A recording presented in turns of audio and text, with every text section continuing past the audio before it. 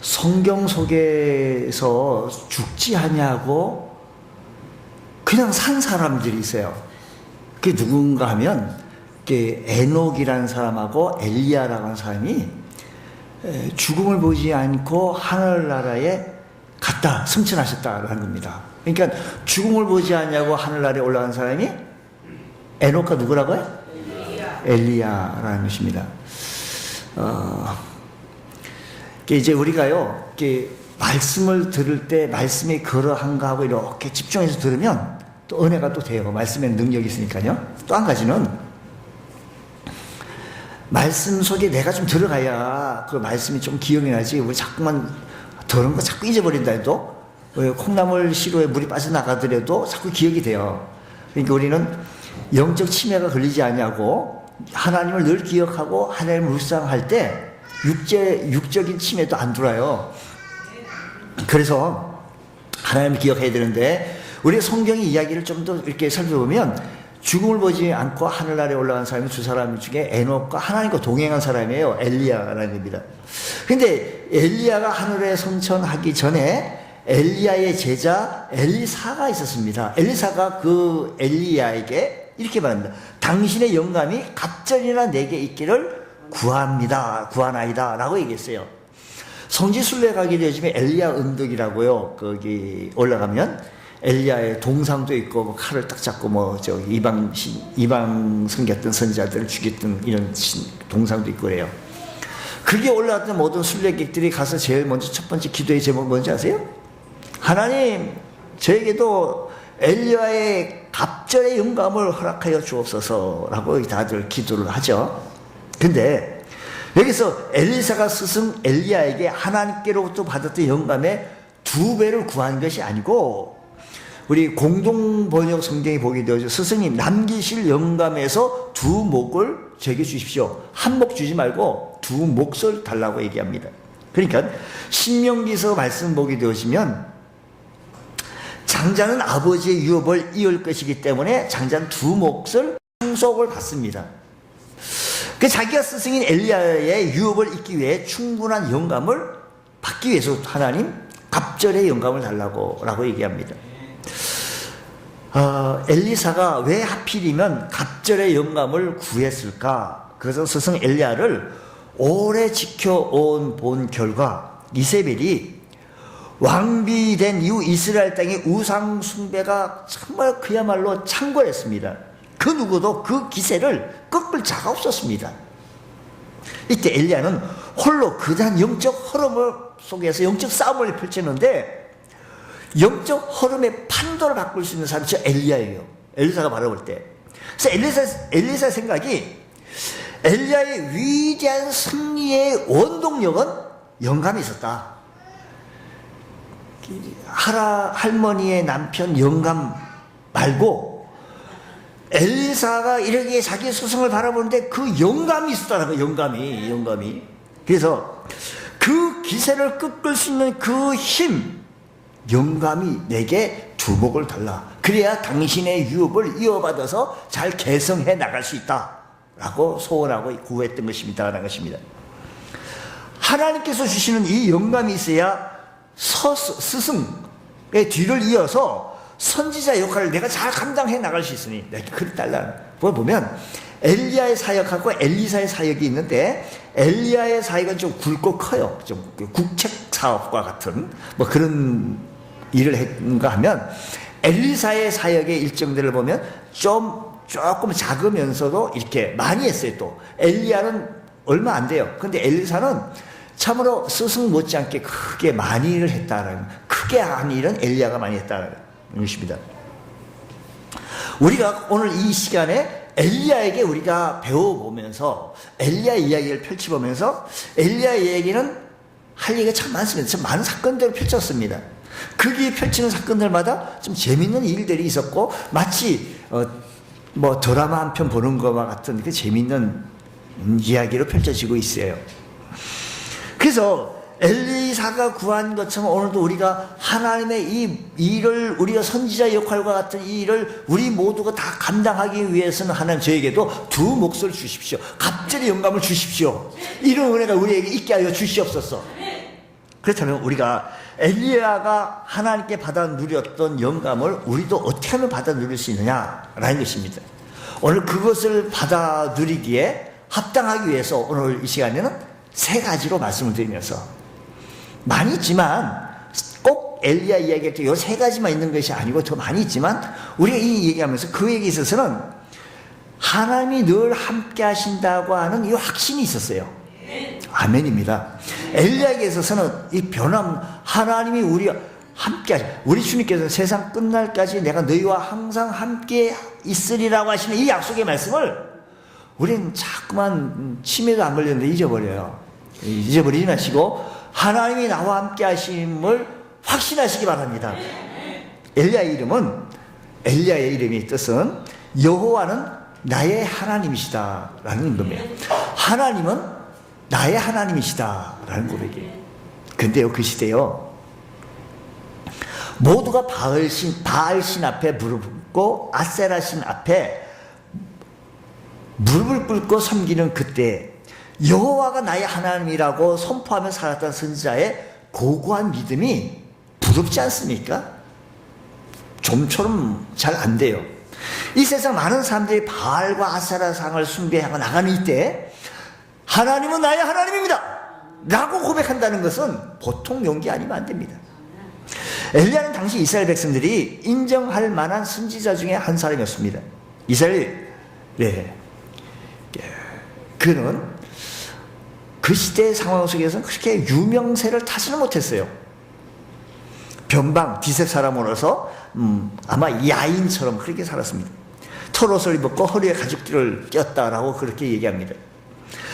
여러 다른 종교 지도자들과 달리 다른 모습이 있는데 정식으로 선지자가 되어지는 코스도 밟지 않았고 어째 그렇게 됐어요.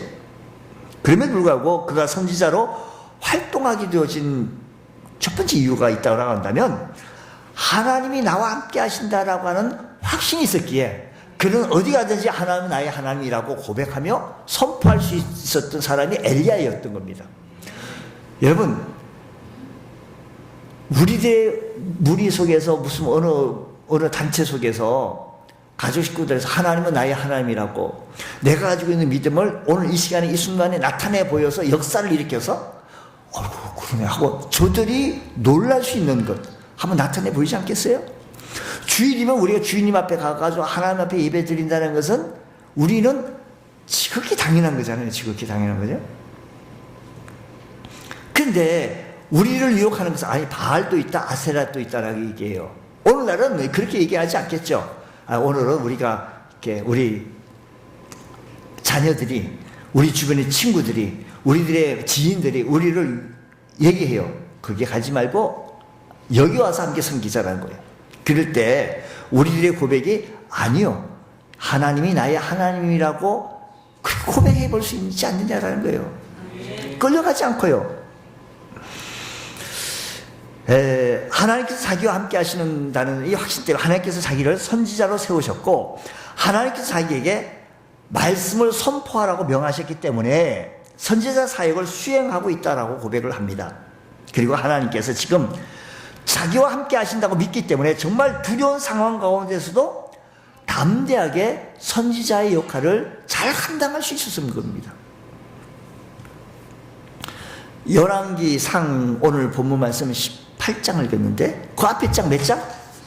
17장의 말씀에 보면 이런 얘기 있어요. 엘리야가 아합 왕이 버렸는데 엘리야가 아합 왕한테 가서 앞으로 수년 동안 이 땅에 비가 내리지 않습니다 라고 얘기를 하고 가뭄을 피해서 이 요단 동편에 가서 그릿 시냇가에 엘리야는 숨습니다.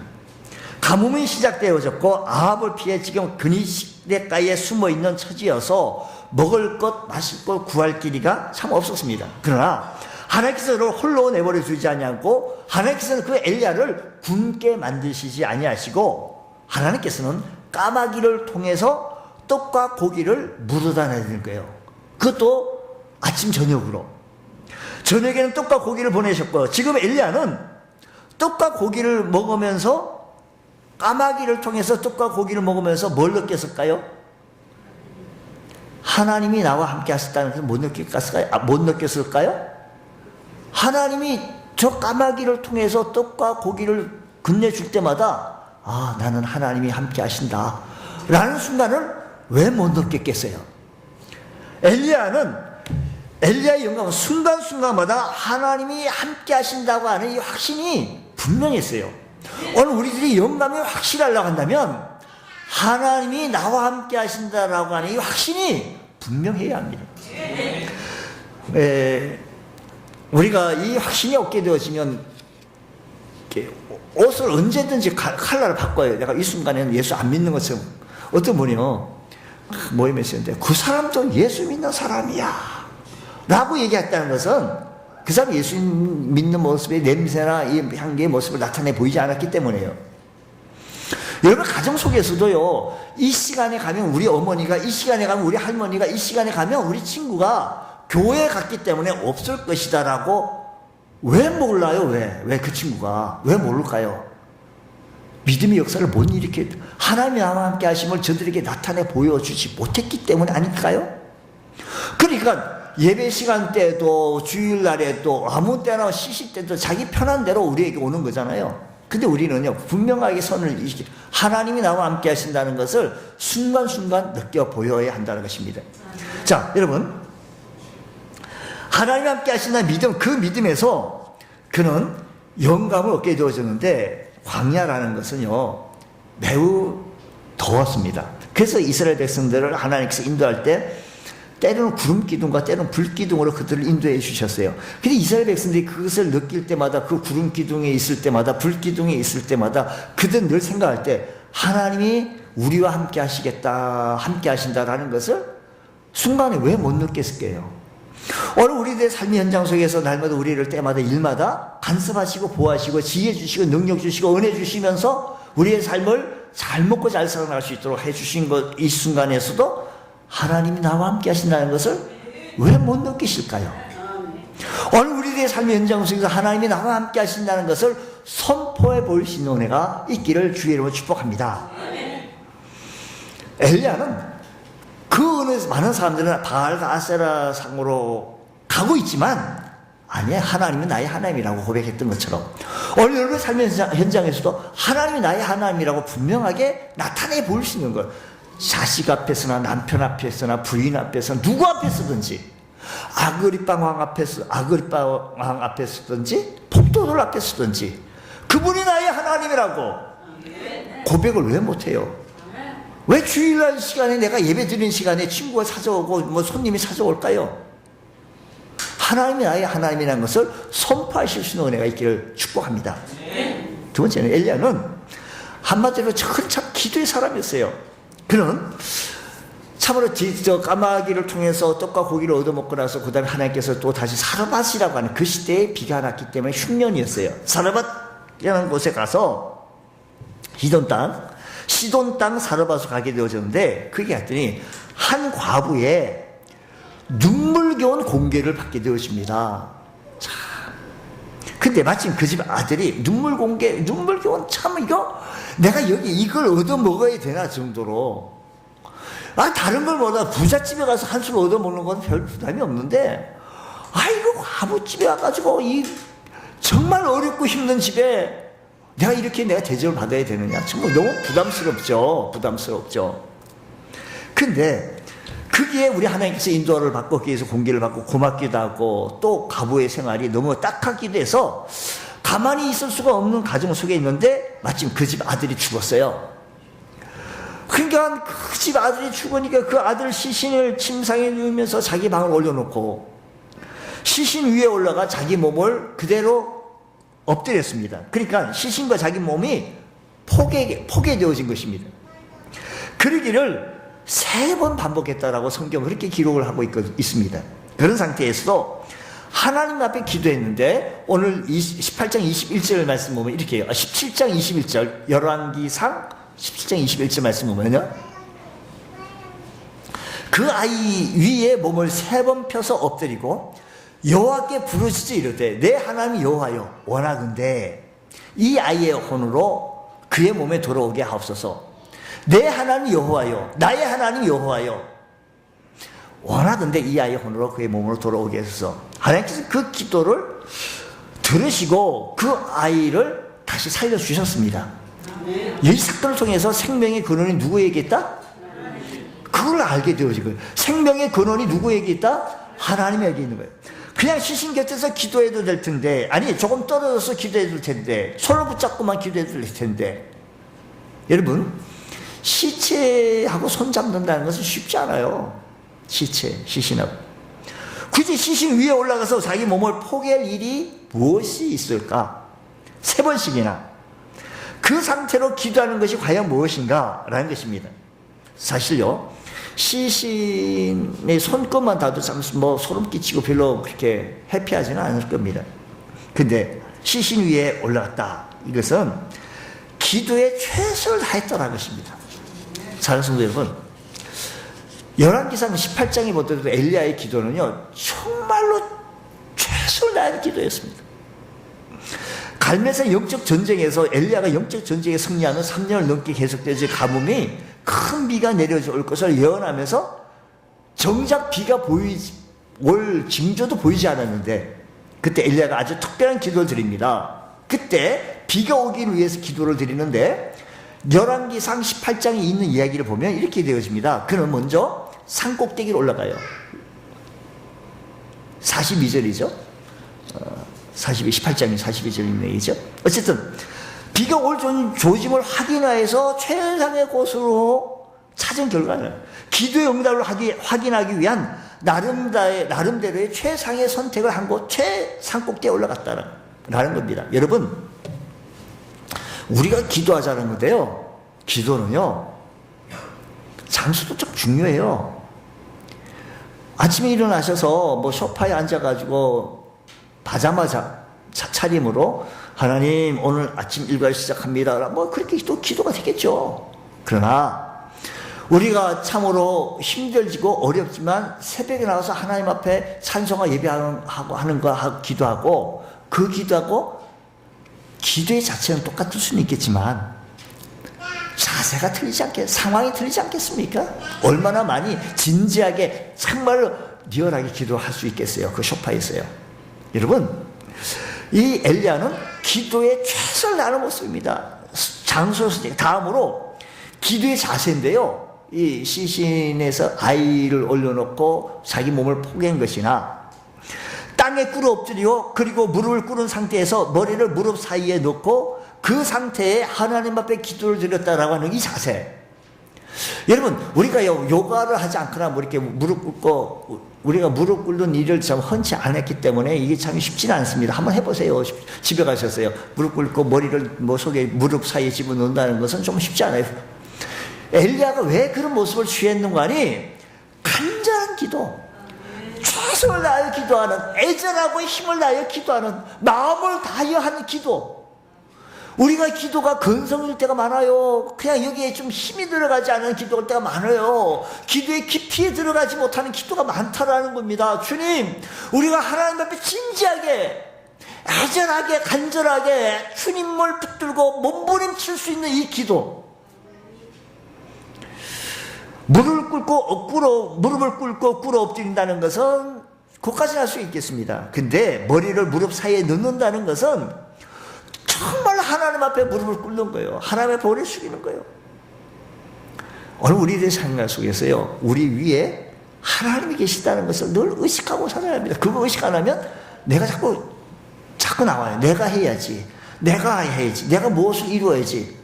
자꾸 교만해지려고 그래요. 우리 모두가 내가 한다는 거예요. 주님, 하나님이 하셔야 한다라고 하는 간절하고 애절한 마음으로 주님을 붙들으시는 은혜가 일어나기 원합니다. 그리고요, 응답을 기다리는 것. 어떤 분이에요, 하나님께서 기도의 응답의 보따리를 가지고 가면 이분은 기도의 자리에서 벌써 떠나고 없는 거예요. 여러분, 우리가 기도하면 응답을 기다리는데 응답을 기다릴 새가 없는 거예요. 자기만 확 다 해버리고 잊어버릴 때가 많습니다.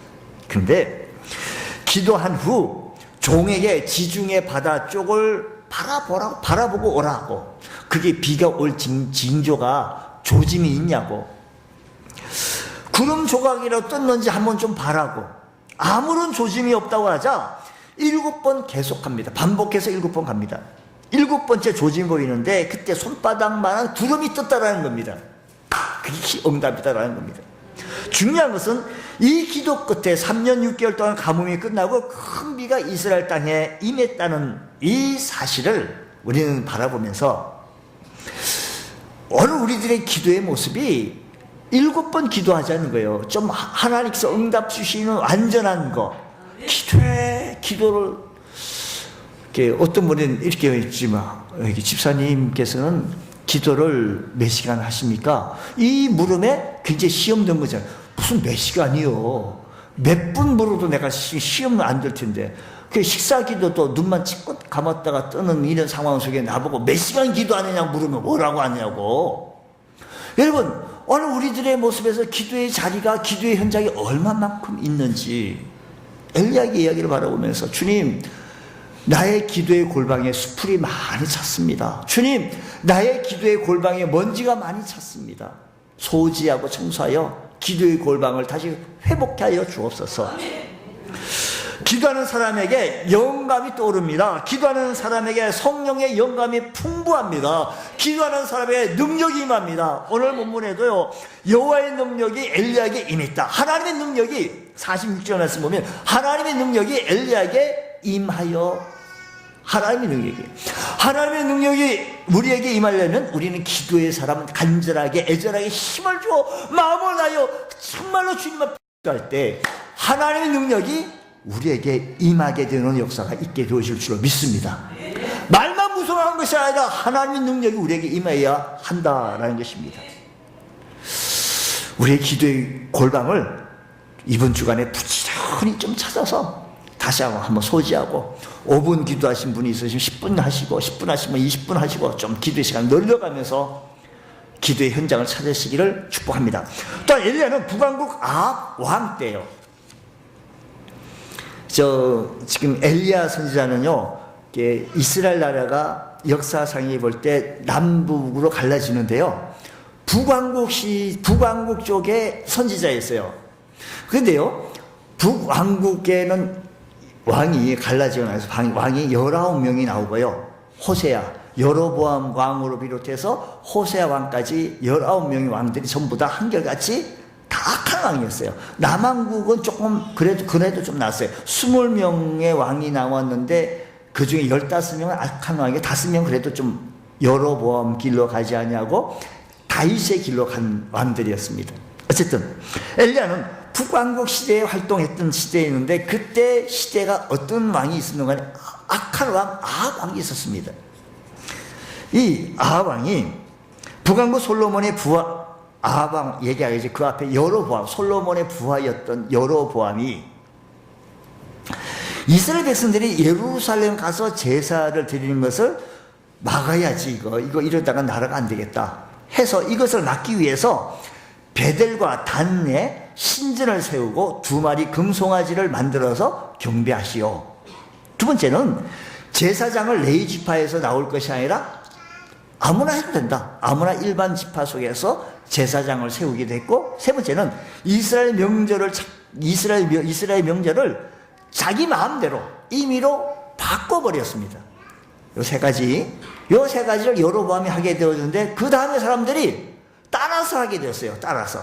여러분, 어떤 분이 노원의 길을 갔는데 한 사람이 길을 가다 보면 자꾸 따라가게 되는 거예요. 따라가는. 그게 길이 나버린 거예요.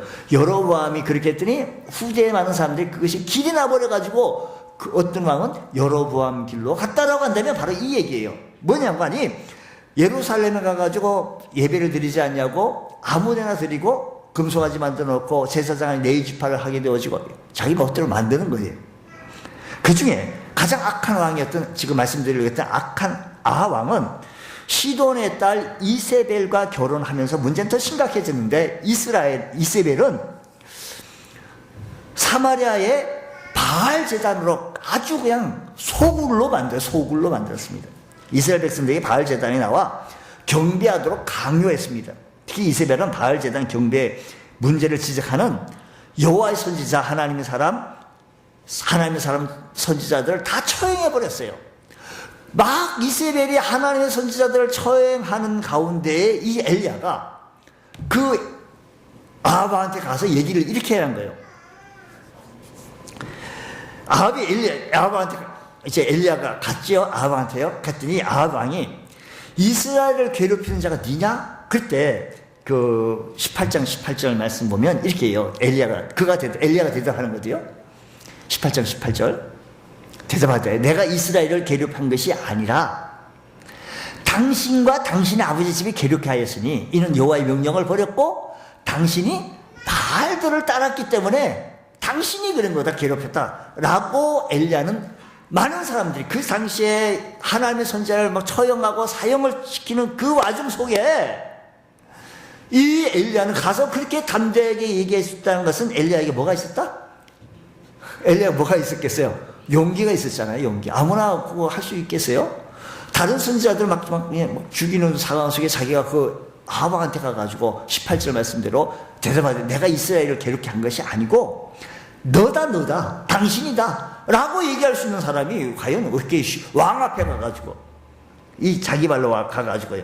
엘리야는 그뿐만 아니라 영적 전쟁을 펼치는데 450명, 400명, 도합 800명과 함께 싸워서 영적 전쟁에 싸워서 이기는 사건이 벌어지게 되어졌는데